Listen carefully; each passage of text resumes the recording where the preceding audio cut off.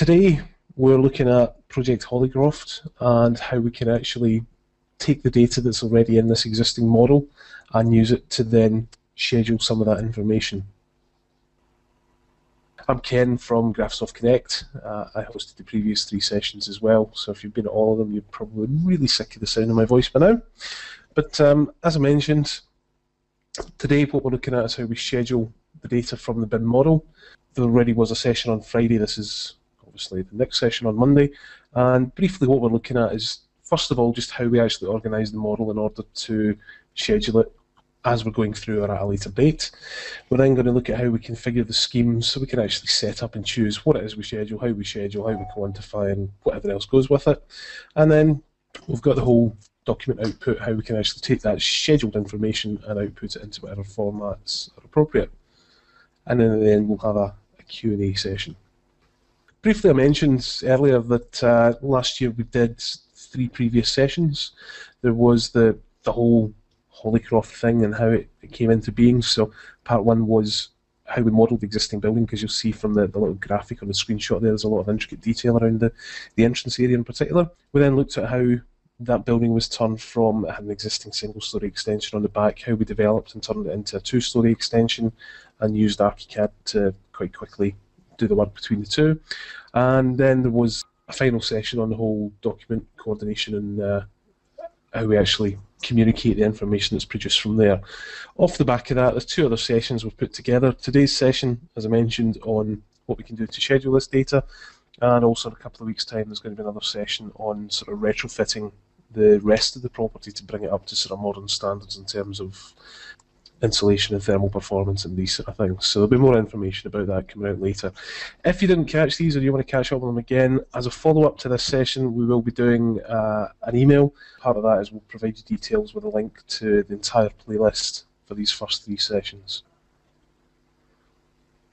So as I mentioned, we're going on to look at how we schedule the data. That's going to be done with ArchiCAD. Today I happen to be running a Windows machine, but you can quite easily run a Mac. ArchiCAD sits either or. The license works between both platforms. There's no issue with it there at all. But just before we actually start this, what I'd like to do is just a simple poll. The question is, how do you currently schedule? It's a simple case of pick the most appropriate answer for you and hit the submit button. What that comes back with, if I share the results, is that predominantly you currently use a manual process from electronic 2D drawings. Nobody outsources, and there's only, 16% that don't currently schedule. So obviously scheduling information from a model from or for a project is quite important. So that's one of the reasons this was put together. It was from the feedback from the previous session. So let's hide that and we will carry on. If you've already seen the sessions, some of this will look a little bit familiar, but this is ArchiCAD and this is Project Hollycroft. As I mentioned, or may not have mentioned, it's a 1920 double-fronted brick building, and what we did as part of the session was stick an extension onto the back of it. So what we're doing at this stage is scheduling some of the information that comes from that model. So the first thing that we have to do in order to schedule any sort of information out of the model is be able to identify elements. So the first thing we have to do, is first topic on the bullet points, is organise the model. And it sounds complicated, but all it actually really means is we have to identify components within the building in the way that we want to schedule them. So if we start with the obvious ones, windows and doors, for example, those we want to identify uniquely so that we can narrow down exactly what component it is we're talking about. Especially in the case of this building, because there's a number of them existing, they're not going to change, but we need to be able to clearly identify what is existing, what's going to be new, what's going to be demolished, etc., etc. And effectively all it means is if I zoom in on these couple of windows here, these need to be identified uniquely, as I said. So if I pick this one up, what we can do with it is take the mouse up to this thing called the info box, and if I just scroll the mouse wheel down to the bottom, it's actually got a unique identifier which is WF04. And if I go to this one here, this is WF, surprisingly, 03. And I suppose if we go around the back, this one, which is a roof, this one here is 05. And the format I've gone for in here, really, really simple. W signifies it's a window, F signifies we're on the first floor, and 5 means it's the 5th window. And if we actually look at the rest of the model, it goes 1, 2, 3, whoa, 4, 5. Got it wrong. So where do we start? Number 6. So the first one is actually the centre one, which I briefly forgot there and surprised myself. It is very early on a Monday morning. If I go down to the ground floor, there's lots more windows, but clearly at this stage, there's lots of windows. Going around, picking them up, switching this on, and seeing what window this one happens to be, scrolling down, it's a bit of a pain. So what we can do is change the appearance of the drawings. Right now the drawings are very, very simple because they're designed as an existing building. And in fact, even at a later stage, when you see the proposed building on the back, over this area here, there's only detail in the walls and the build-ups in this area, purely because this is all existing building. We're not going to change it, so we don't really care what it's made of, to be perfectly honest. But what I can do is a simple switch down here in what are called the model view options. If I switch those to GAs, what that does is kind of change the format slightly. So we're now actually able to see the identifiers for each of the windows graphically. That will print. We can also see the door markers appear. So we've gone for a different format with them. Surprisingly, they start with a D for door, again, G for ground, F for first, etc. And then they've all got their unique numbers attached to them. The other thing you'll see is these different colour areas have appeared. And if I go back up to the first floor, they are other versions of the colours, but what these effectively are the zones within the building. So zones, spaces, Revit calls them rooms. What it's doing is helping to define what the use, what the space, the volume is within each of these particular zones. Zone's a pretty good description of it. So here we can see we have the existing master bedroom. It is 1177 square metres, and it's zone number 10. We've got number 11. We've got the various different numbers in different places. And we also have, sorry, I just spotted an issue here. This zone label is completely across the doorway. It should be down here somewhere, so we can just move the label to whatever's most legible.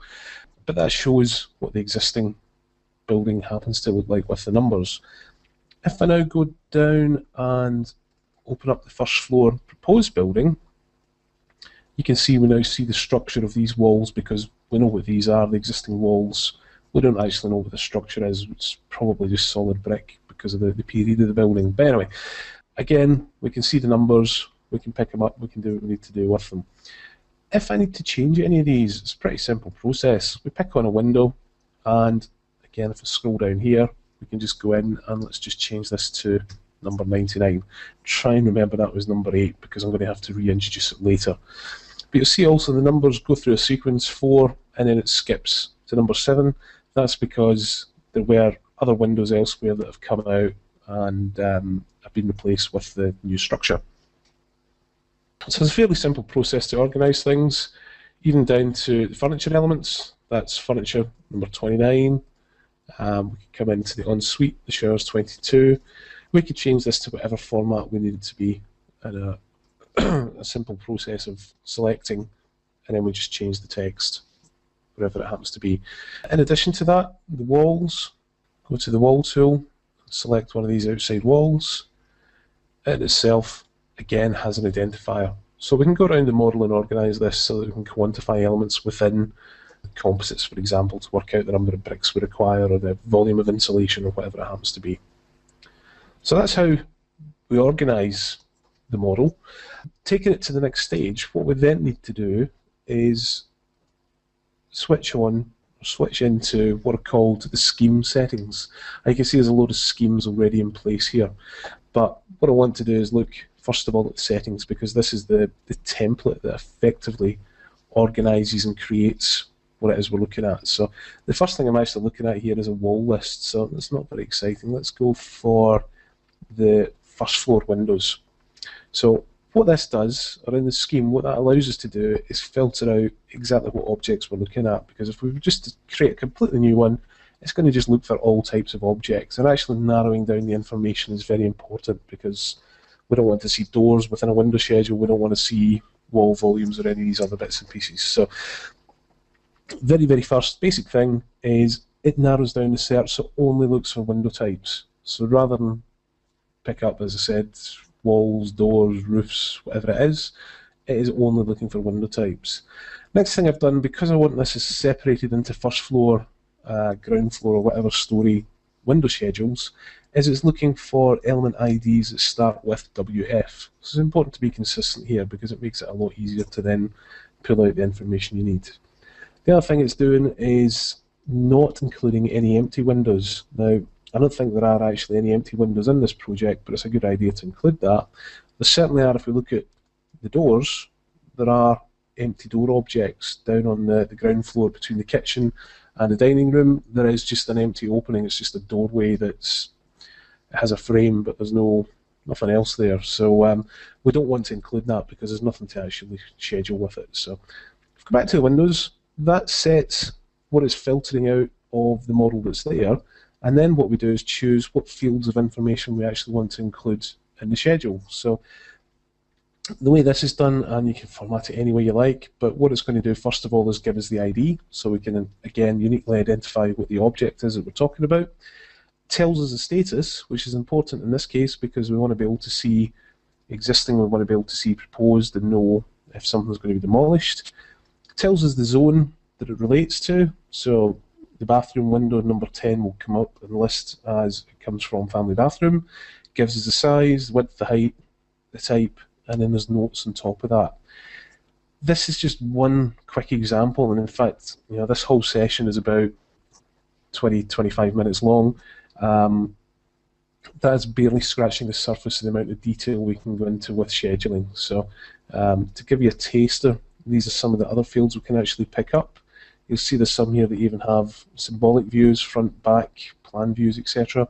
You'll see that later on. I've got a graphical version where we look at the documents. I'll show you a combination of how these work as well.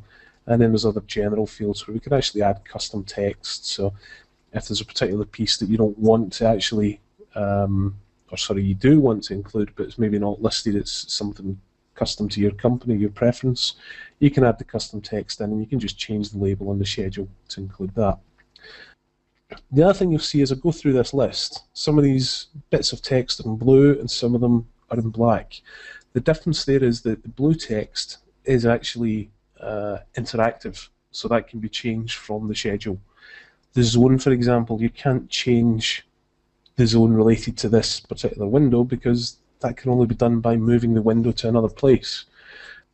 But something like the ID, if I want to change, and I deliberately left 99 in here, if I want to change that, I can actually change that from the schedule and that'll update back on the plan, etc.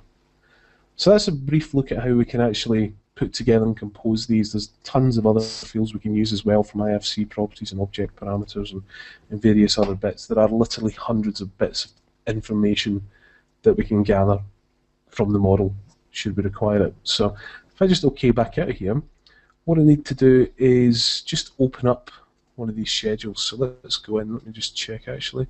This is the proposed building, so the proposed first floor windows. This is first floor window schedule, and again what it tells me is that we have window first floor number 1 is existing status and it belongs to the upper hallway. It's opening, its units, width, height, and in fact if we look at the doors I think they're probably a better example because I don't actually have a lot of information in there. So let's try first floor doors. There we go. So we've got, again, what number it happens to be. Is it existing? Is it new?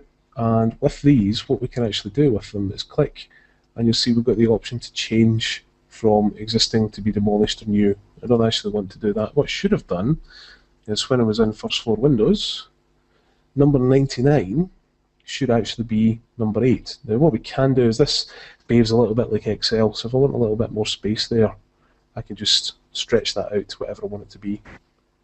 I'll just change that to number 8. Double click, and that fits back to whatever the width should be. I'll just give it another couple of mils so it's the same format as before. But when this relists, if I double click again, go to a different one and come back, you'll see that then reverts to 1, 2, 3, 4, 5, 6, 7. No, there's no number 5 because that was the old window coming out. But you can see it relists into the correct numerical format. The other thing I've got here is a zone summary. And this is just a summary of the rooms effectively. So it tells me We've got zone 1 to 6 as part of the ground floor. We'll then get 7 to 16 as part of the first floor. Again, there'll be some numbers missing there because there's elements that have been demolished as part of the process. We can go through these various different ones. So obviously that's how they actually format and present. If I want to change the text, I can come in, I can pick it up, I can make it italic, I can double click, we can underline, all the usual sort of things in terms of formatting. As I mentioned, we can pick up, we can pull around like Excel, same for the columns and the rows, and we can do whatever we need to do to actually pull the whole thing together. If we look at the graphical version, then what that does is just list things in a different format effectively, but it also shows the preview of what the windows are going to look like here. So we can go across and see what the ground floor windows look like. So that's how the schemes actually come together, and there's a number of other things we can do, like we can come in here and we can control the overall settings for the schedule itself. We can quickly go back into the scheme settings if we decide that we want to change the renovation status so it lists prior to the zone name. So you'll see it goes ID zone renovation. If I OK that now, it reformats so it goes in this new order that I've chosen for it. So it's very quick to drop back in here and change as we need to be able to do this. What I should do actually is if we go to the first floor and look for window number 8, this one here, I've changed its ID. It was number 99, but if I want to just check and confirm I've changed the right one, then what I can actually do with it is just simply pick one of these two buttons at the top here. So the first one is I can pick it on the plan or I can show it in 3D. So let's go for the plan because that's where we were working. As you can see, it drops to the plan, it zooms in the window, and we can see that it is actually the correct window that I've changed. So that's how we set the schemes out. The final part that we can do is go and look at how we actually document this on the pieces of paper. So if we go into the existing building, we'll take a look at the existing door and window schedule. And what it does right now, it takes a little bit of time because it's got to go through the process and pull everything together, but effectively these are the lists of information that I want to output. So in here you can see some of the areas that are going to be demolished. And that should be all the way down to there's the existing room summary. So if I actually picked the top one in the list, that would have changed and we could have seen the ones that are going to be demolished. So that's giving me the various bits of information. The other thing we've got with it is, you see at the bottom we've got running totals of what these are. So the zone summary is just telling me how many doors, how many windows and how many objects are part of this particular zone, and then it just totals up the numbers down here. Now if I pick any one of these and open the source view, we can see the overall format of the table, but if we look at the scheme settings, what I've actually done with it here is put a little epsilon symbol, a little sum onto the end of these tabs so that it's able to then calculate the totals for these. The other thing I could do with it, maybe if I go after zone number, is do that with a little number 1, and what that does is then quantify the number. So if I OK and go back to the top here, it tells me I've got 11 zones or rooms, spaces. And if I go back to the piece of paper, scroll across, by the time I've actually scrolled over, you can see this has now updated the field so that we've got the total number of zones and then the total number of areas, etc. The other thing I've done is put on a very simple little 1 to 200 plan view of these buildings so that we've got something that ties together. Somebody that's not familiar with the project can look at the schedule and see that, you know, WG04, they can then trace it down in here. So it goes 1, 2, 3, and then there's number 4. So it's just pulling the whole thing together to try and make it a little bit more presentable. Page number 6 just shows the graphical version, and again it does a little bit of an update. And I left a couple of slight problems with it. There, for example, upper hallway, if I open the source view, we can see the text is concatenated because there's not enough space. So just the good old Excel shortcut, double click, and that fits to the minimum width that makes all the text readable and visible, etc. So when I go back to the schedule, again that updates and we can see how it actually looks. And there's a couple of others that I should go in and fix to be demolished, etc. that we won't bother just yet. If I look at the proposed version of these, then it's just different version of the graph really. There's more information on here because there's more information to put in. You'll see some of these, for example, notes have notes in the schedule. The way that we actually add these is, again, if I go back to the source view, is we just come in here and add, whoops, whatever, and just a little bit of Hungarian. And it's the same for the type. So if I go back to the schedule, that goes and updates. So it's a nice simple way to do it. It can also be done from within the object, but it means going to the model, picking up an object, going into the settings, changing the field, coming out of that, going into another one, whereas it was actually done from the schedule. It's nice and easy to do. The other thing with it as well, I should point out really, if I open up any one of these, is once you've actually spent time to create one of these, and there's no sort of line about it, it does take an hour or two to set up a detailed one of these so that you've got it the way you want it to be. But once you've done that, that can be saved as part of a template file, or what you can actually do is export it and dump it out to whatever it is you want it to be, so it can then be imported for another project, and you can use it again and again and again. So it certainly saves a lot of time in the long run, and it's a good idea, as I was doing, putting in these notes and things, it's a good idea to have that in a project at an early stage, so you can actually do that part of the coordination from a fairly simple table, rather than, as I say, from every single object. So that's the sort of output and how we can present it. What we then need to be able to do is actually physically output it to other formats if we need to send it to consultants or contractors or any other interested parties. So that's done in a couple of different ways. We can actually just bundle up the whole documentation set and publish it to a PDF. We looked at that in session 3, and it's just a case of grab all these pages, publish them out. I'm going to take just a quick shortcut with it, do a save as, and I'm going to save as a PDF. Make sure I take the selected layouts. Okay, let's go to the desktop. We'll just leave it as that. Save that, and off it goes. There's a little bit of an update. And while it's doing that, if I go to my desktop, okay, check it's finished, always helps. Open this up, and what we can see is the entire proposed documentation set. So here are the proposed plans. If we scroll down, we have the proposed elevations. Those are the linear ones. There should then be, coloured ones, which skipped over for some reason. So a coloured set of information, a couple of sections, and then we're on to the actual schedules themselves.